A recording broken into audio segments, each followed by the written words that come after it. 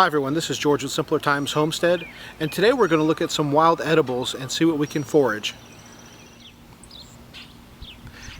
Here we have a narrowleaf plantain, or Plantago lanceolata.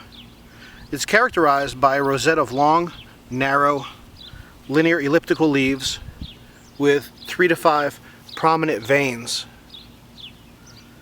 They run parallel to the leaf, and they're pretty significant. They're easy to identify, really easy to see.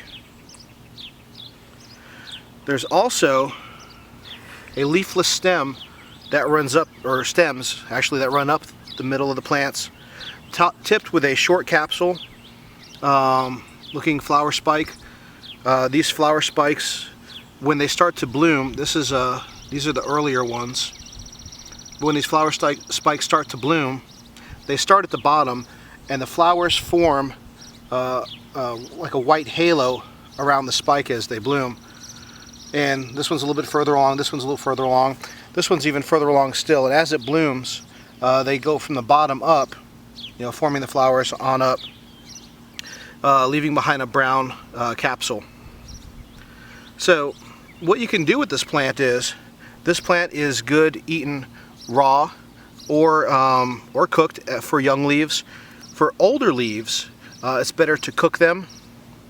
And one of the great things about this is it can be used medicinally as well.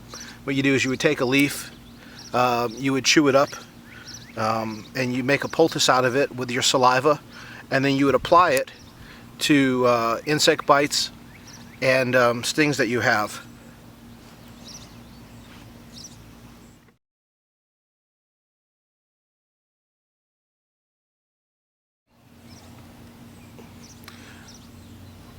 One of the things that children like to do with this, and it's fun to do, and it's one of the more easily recognizable wild edibles, is they like to make like a little shooter with this.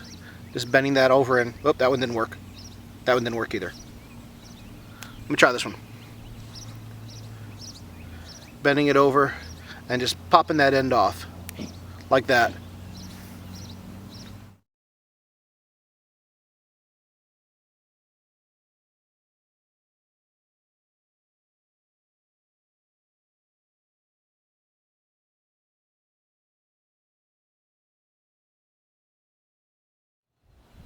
This has been George with Simpler Times Homestead, reminding you that it's the simpler things in life that matter.